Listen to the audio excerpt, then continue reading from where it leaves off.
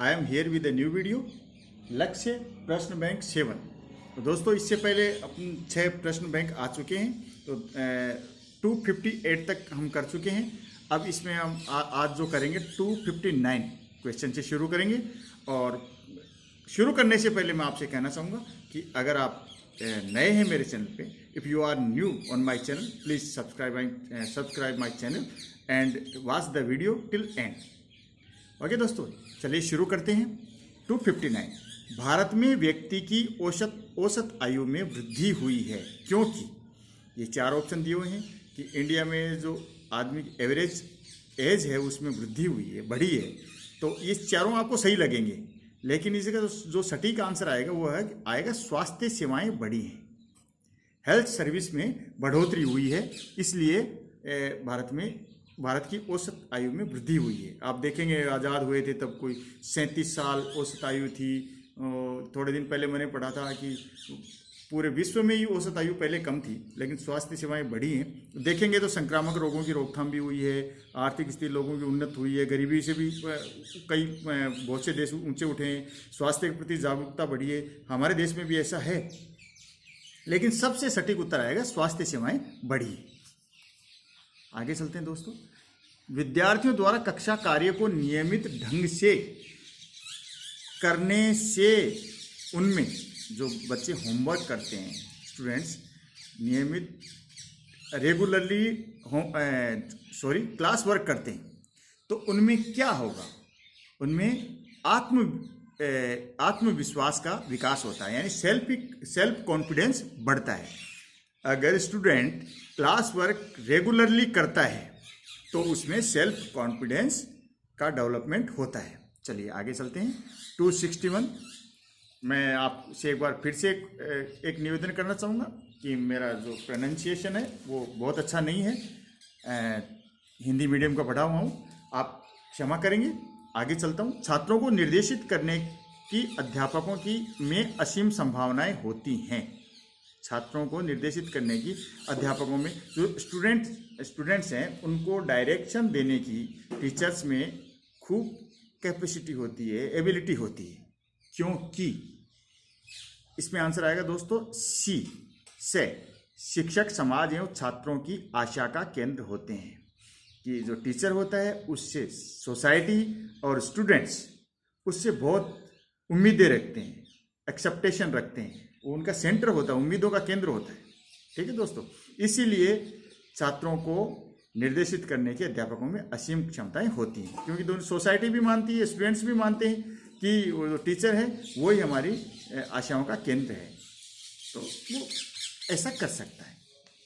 अगला प्रश्न है 262, छात्रों द्वारा संतुलित भोजन की धारणा को व्यवहारिक रूप में अपनाने के लिए आप क्या उपाय करेंगे? बैलेंस डाइट लेने के लिए तो व्यवहारिक रूप में अपनाना है, उसके लिए उपाय क्या करेंगे कि बच्चे क्या करें? बैलेंस डाइट लें।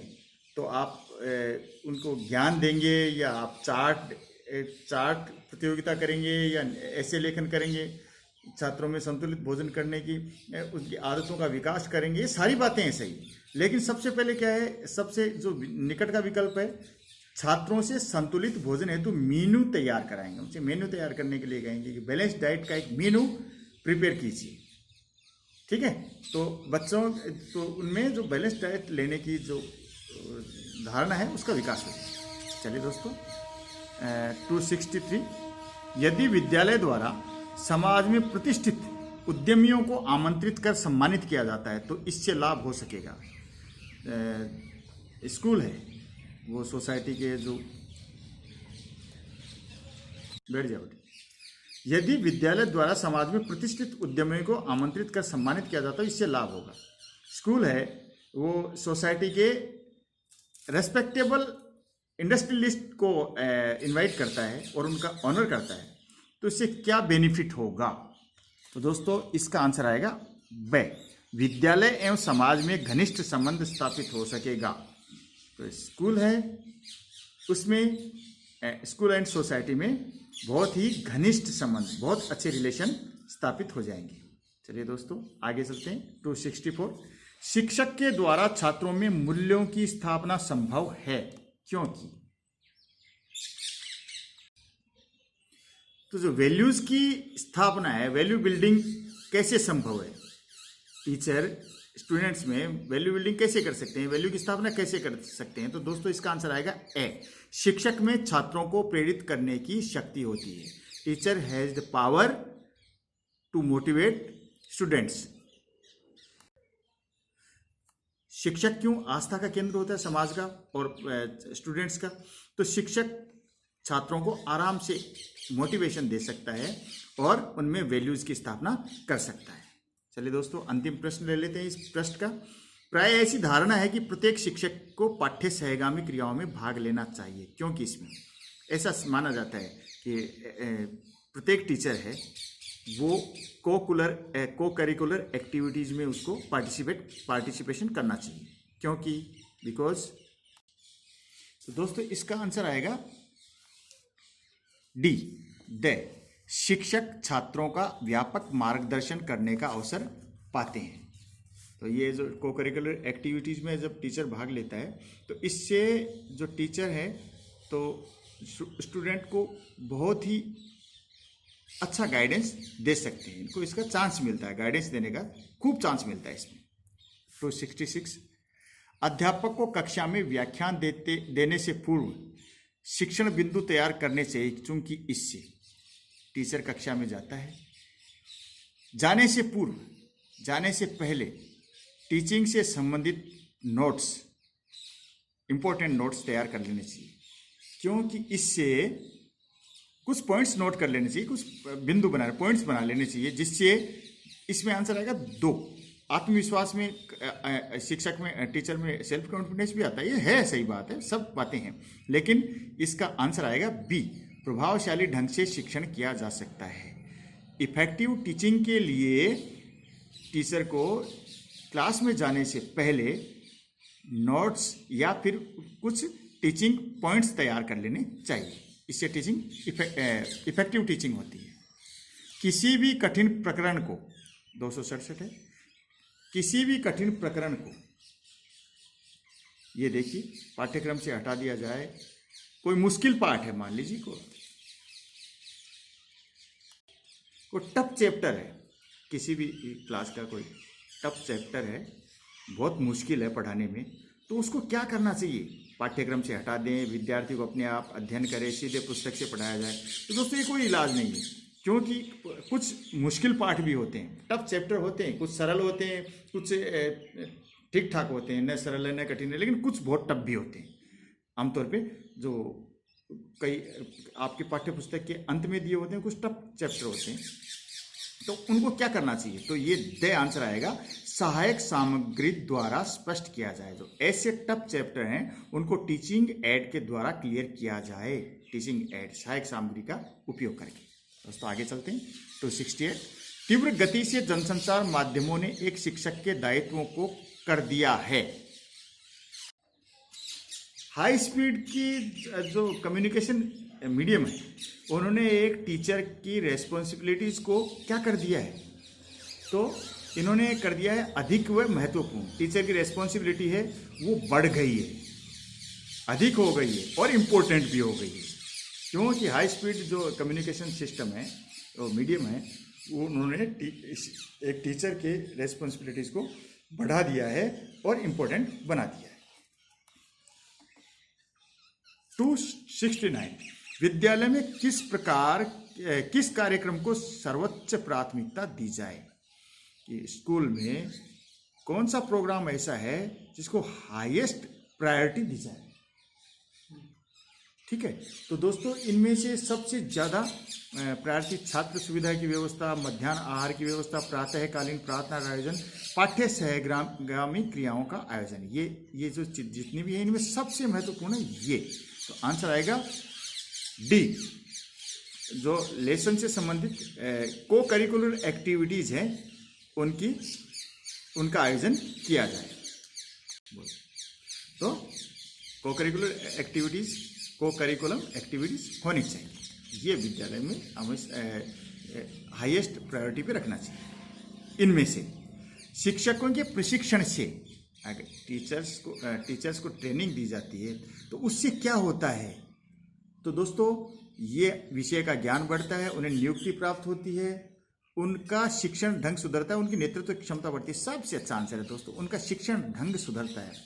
अब टीचर ट्रेनिंग यानी बीएड वगैरह कर लेते हैं या एमएड कर लेते हैं, तो उनका जो टीचिंग स्किल है वो बहुत बढ़िया हो जाती है। उसकी टीचिंग स्टाइल में, टीचिंग स्किल में सुधार आता है, बहुत बढ़िया हो जाती है इसके प्रशिक्षण से। 271 एक प्रभावी शिक्षण प्रक्रिया का निम्नलिखित में से किसमें न्यूनतम संबंध होना चाहिए। एक इफेक्टिव टीचिंग प्रोसेस है, तो इसमें जो फॉलोइंग है ये दिए गए हैं चार, इसमें किससे मिनिमम रिलेशन होना चाहिए। रटने से, वाद विवाद से, गृह कार्य से, समस्या समाधान से। तो दोस्तों इसका संबंध आएगा रटने से। सबसे कम संबंध होना चाहिए किससे, न्यूनतम।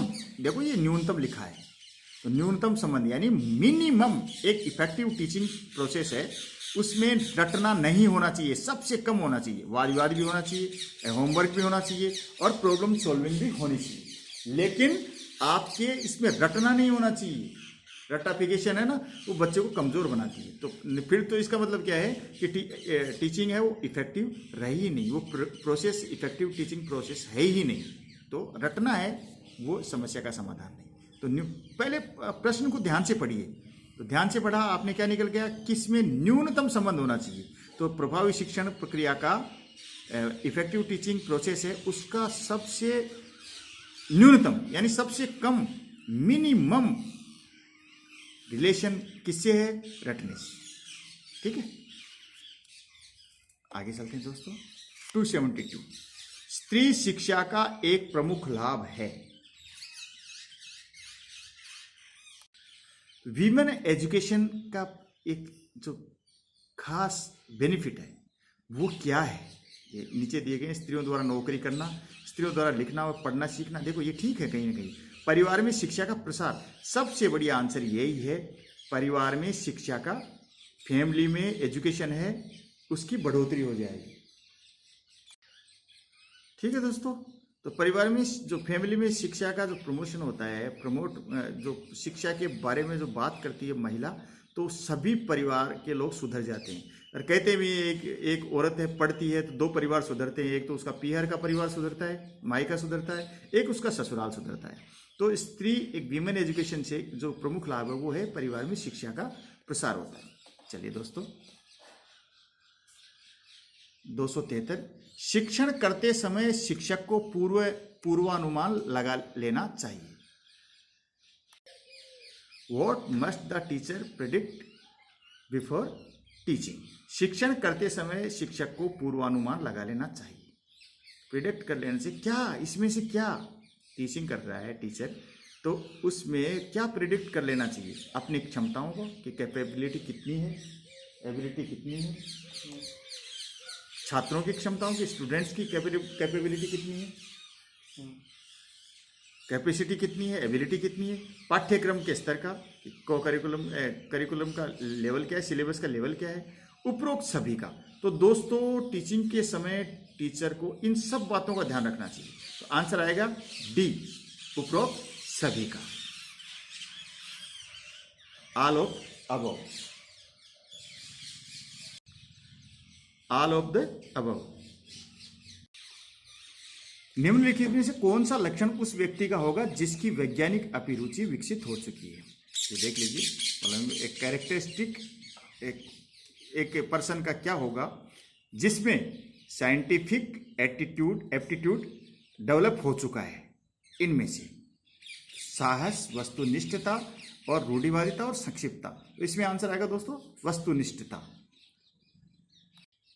यानी उसमें ऑब्जेक्टिव आउटलुक होना चाहिए, स्पष्ट अभिरुचि विकसित हो जाती है उसकी। चलिए दोस्तों 275 मान लीजिए आप धूम्रपान के आदी हैं। विद्यालय में आप क्या सावधानी रखना पसंद करेंगे।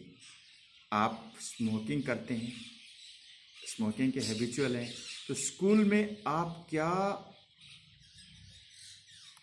क्वेश्चन रखेंगे, स्कूल में क्या सावधानी रखना पसंद करेंगे। तो दोस्तों ये धूम्रपान करना है तो बुरी बात, लेकिन जब अभ्यस्त हैं तो कुछ न कुछ तो करना पड़ेगा। तो हमें स्कूल में क्या करना चाहिए? आप विद्यालय वातावरण का सम्मान करते हो, जहाँ तक संभव हो पाएगा सिगरेट नहीं पी। तो स्कूल का एनवायरनमेंट है उसका आप ऑनर करेंगे, और जहाँ तक संभव होगा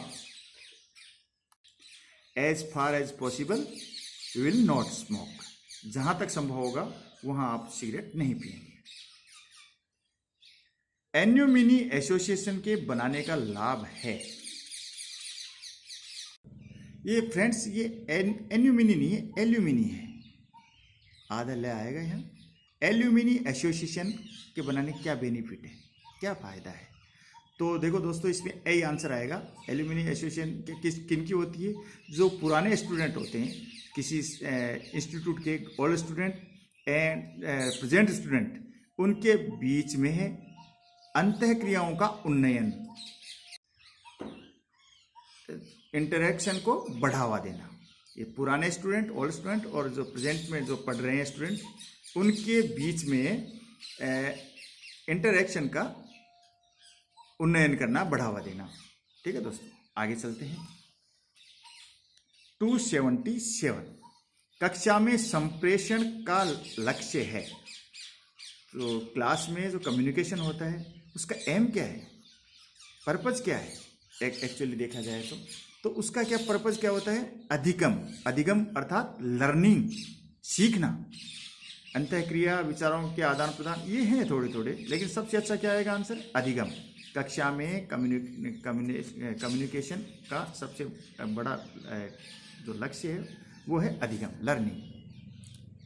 शैक्षिक प्रौद्योगिकी के उपयोग के फलस्वरूप अध्यापक का कक्षा कार्य, जो टीचिंग टेक्नोलॉजी है उसका यूज करने से टीचर का जो क्लास वर्क है वो सरल हो गया है, कठिन हो गया है, बढ़ गया है, वैज्ञानिक हो गया है। इसमें कौन सा आंसर आएगा? तो दोस्तों इसमें आएगा आंसर डी, साइंटिफिक हो गया, वैज्ञानिक हो गया है। सरल तो हो गया है दोस्तों, इसमें तो कुछ नहीं है, ये सही बात है। कठिन हो गया नहीं, ये गलत बात है।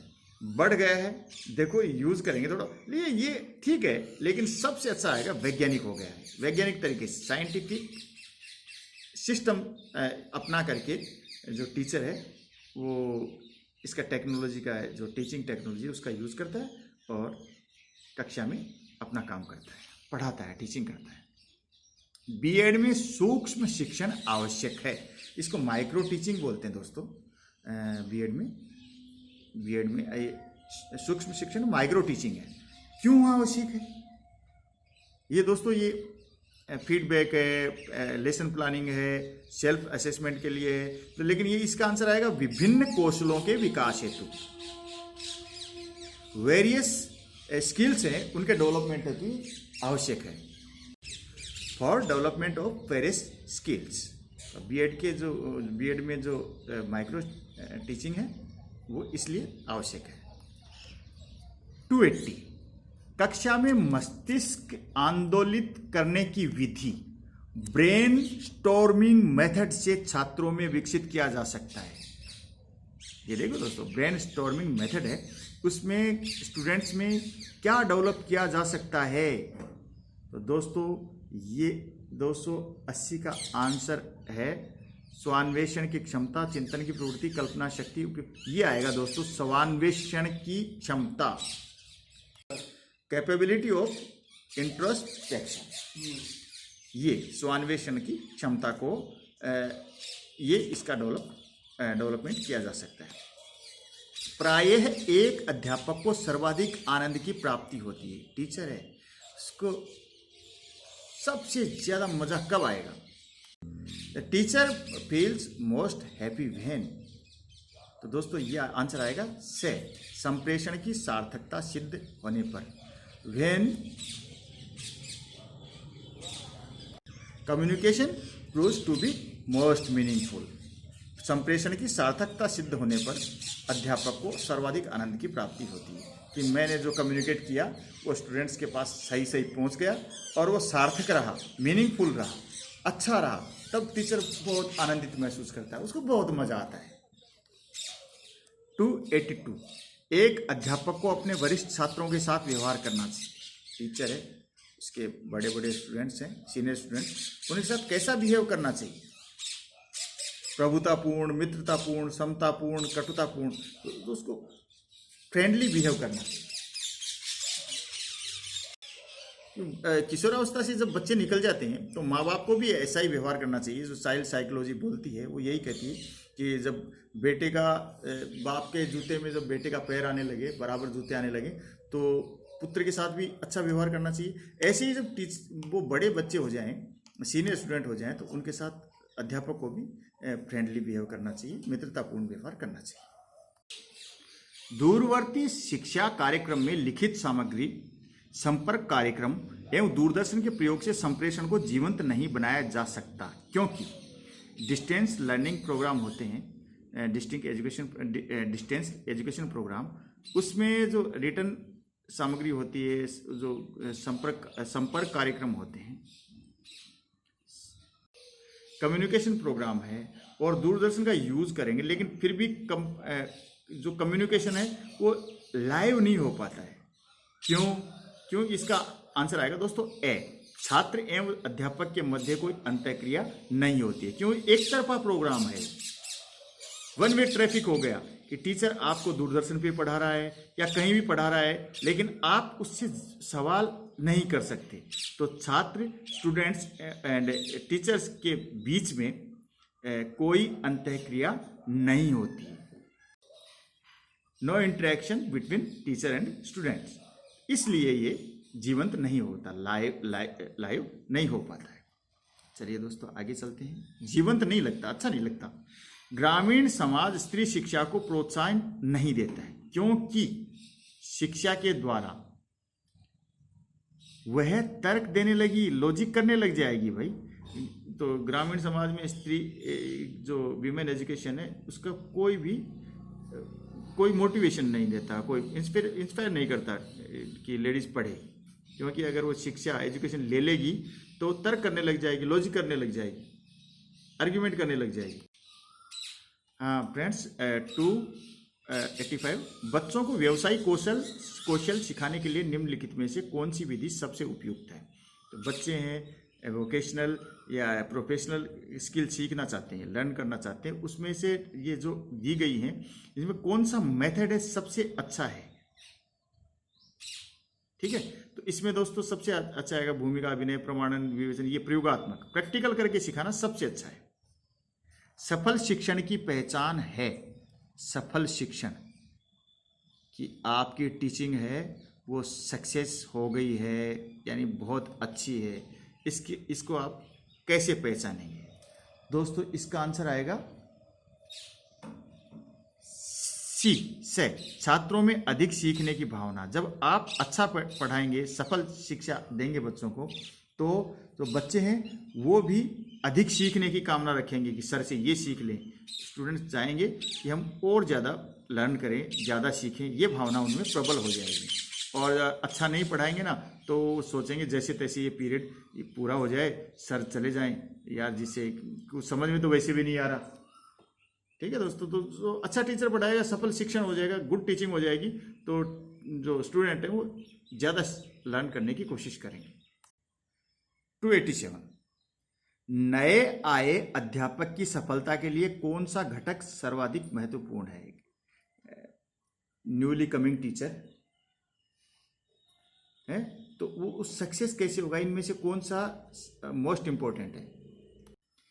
बिगिनिंग टीचर है, अपनी टीचिंग बिगिन कर रहा है, और नया टीचर है, न्यू टीचर है, तो उनमें उसकी सफलता सक्सेस हो जाए उसके लिए क्या जरूरी है?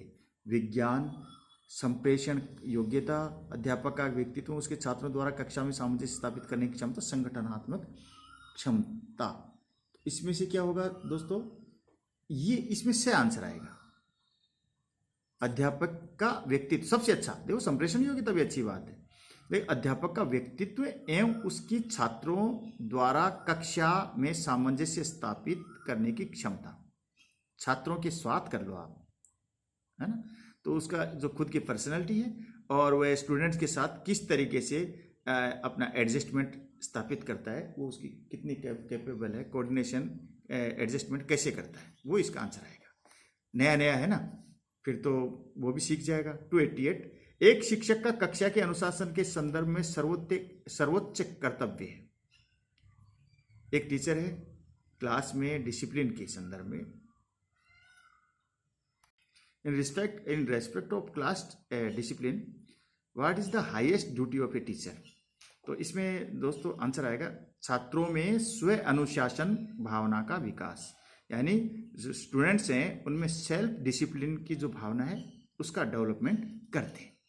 आगे चलते हैं दोस्तों। 289, शिक्षक को अपनी कक्षा में ऐसे अनुशासन की स्थापना करनी चाहिए जिससे छात्रों में, तो टीचर है अपनी कक्षा में ऐसा डिसिप्लिन बना ले जिससे जो स्टूडेंट है उनमें क्या हो जाए, स्वनिर्देशन की भावना जन्म ले सके। ये आंसर आएगा तो सेल्फ डायरेक्शन की भावना का जन्म हो जाए।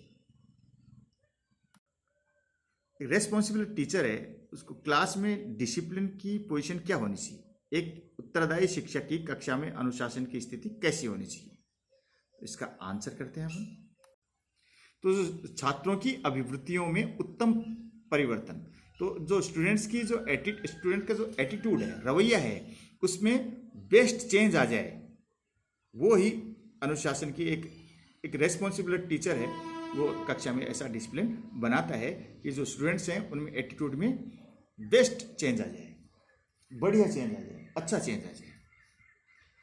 आगे चलते हैं। 291, छात्रों में तार्किक योग्यताओं एवं उच्च मानसिक सृजनात्मक शक्तियों के लिए एक शिक्षक को क्या करना चाहिए। तो एक तो लॉजिकल एबिलिटी, लॉजिकल स्टूडेंट्स में रीजनिंग या logical reasoning ability and high mental creativity power बोल दीजिए, स्किल्स बोल दीजिए, के लिए एक टीचर को क्या करना चाहिए। तो दोस्तों वाद विवाद, डिबेट्स हैं, छात्र प्रवचन है, समूह परिचर्चा है, संगोष्ठी। तो इसमें सबसे अच्छा आंसर आएगा दोस्तों समूह परिचर्चा। ग्रुप डिस्कशन से रीजनिंग भी विकसित होती है और उसकी हाई मेंटल क्रिएटिविटी को स्किल्स का भी उसमें विकास होता है, डेवलपमेंट होता है। चलो दोस्तों आगे चलते हैं। आप किसी छात्र के दुर्व्यवहार की सीमा का किस प्रकार निर्धारण करेंगे। कि कोई है, किसी स्टूडेंट ने मिसबिहेव किया है, तो उसकी लिमिटेशन कैसे जांचेंगे। तो आप कैसे डिटरमाइन करेंगे कि उसका जो मिसबिहेव है वो कैसा है, उसकी लिमिट कैसी है। तो दोस्तों इसका आंसर आएगा कक्षा शिक्षण में आने वाली बाधाओं के आधार पर। तो आप क्लास टीचिंग में जो आपको व्यवधान आया है, बाधा आई है, रुकावट आई है, इसके आधार पर आप इसकी उसका सीमा को डिटरमाइन करेंगे। 293, बीएड प्रशिक्षण एक अलंकृत उपाधि मानी जाती है। बीएड ट्रेनिंग है, रिकॉग्नाइज्ड डिग्री मानी जाती है, प्रेस डिग्री मानी जाती है।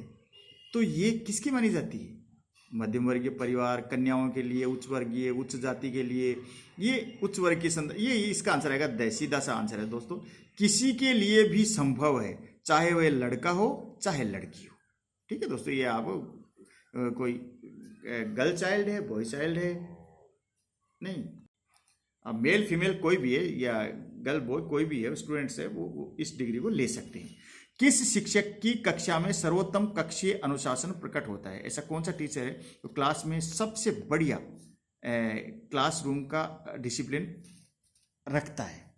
तो ये आएगा दोस्तों से आंसर इसका है, जो छात्रों में सहयोग एवं समूह भावना भरता है, कोऑपरेशन रखता है और ग्रुप की भावना भरता है, उसकी कक्षा में सबसे अच्छा अनुशासन होता है। 295, सामाजिकता के गुण विकास के लिए सशक्त औपचारिक माध्यम है। सामाजिकता के गुण के विकास के लिए सशक्त औपचारिक माध्यम है। तो ये आएगा विद्यालय पर्यावरण, स्कूल का एनवायरनमेंट है, उसमें सामाजिकता का, सोशलिज्म का, सोसाइटी में घुलने मिलने का विकास होता है और ये एक जोरदार इनफॉर्मल मीडियम है। विद्यालय का वातावरण, विद्यालय पर्यावरण, स्कूल एनवायरनमेंट। आपके अनुसार उपेक्षित छात्रों को कक्षा में बैठने की, रक्षा को कक्षा कर लो सर, उपेक्षित छात्रों को कक्षा में बैठने की व्यवस्था में क्या अपेक्षित परिवर्तन किए जाने चाहिए ताकि ऐसे छात्रों में सामाजिक भावना का विकास हो सके। जो बच्चे हैं पिछड़े हुए, इग्नोर्ड बच्चे हैं, उनकी जो सीटिंग प्लान है, सीटिंग अरेंजमेंट में, उसमें क्या चेंज किया जाए ताकि ऐसे बच्चों की सामाजिक भावना का विकास हो। हाँ, तो इसमें आंसर आएगा दोस्तों ऐसे छात्रों को उन छात्रों के साथ बैठने के अवसर प्रदान किया जाए जिन्हें वे लाइक करते हैं, पसंद करते हैं। ऐसे स्टूडेंट्स को उन छात्रों के साथ बैठने का मौका मिले, चांस मिलना चाहिए जिनको वो पसंद करते हैं, तब उनमें अच्छी भावना का विकास होगा। छात्रों में सहयोगात्मक प्रवृत्तियों के विकास के द्वारा उनसे विद्यालय की व्यवस्था, स्वच्छता, फर्नीचर आदि के रखरखाव में सहायता की जा सकती है। तो स्टूडेंट्स की जो कोऑपरेटिव टेंडेंसी है, उसके डेवलपमेंट के लिए जो विद्यालय का सिस्टम है, अरेंजमेंट है, या नीटनेस है, फर्नीचर है आदि का जो रखरखाव है, उसमें हेल्प ली जा सकती है। कैसे? सदैव, ऑलवेज ली जा सकती है। तो दोस्तों आज के लिए इतना ही। आपने वीडियो लास्ट तक देखा, इसके लिए आपको धन्यवाद, शुक्रिया। अगर आप अभी भी मेरे चैनल पे नहीं हैं तो आप चैनल को सब्सक्राइब कर लीजिए। आपको वीडियो पसंद आया हो तो लाइक करें, शेयर करें और आगे भी मेरे वीडियो देखते रहें। धन्यवाद, नमस्कार, जय हिंद।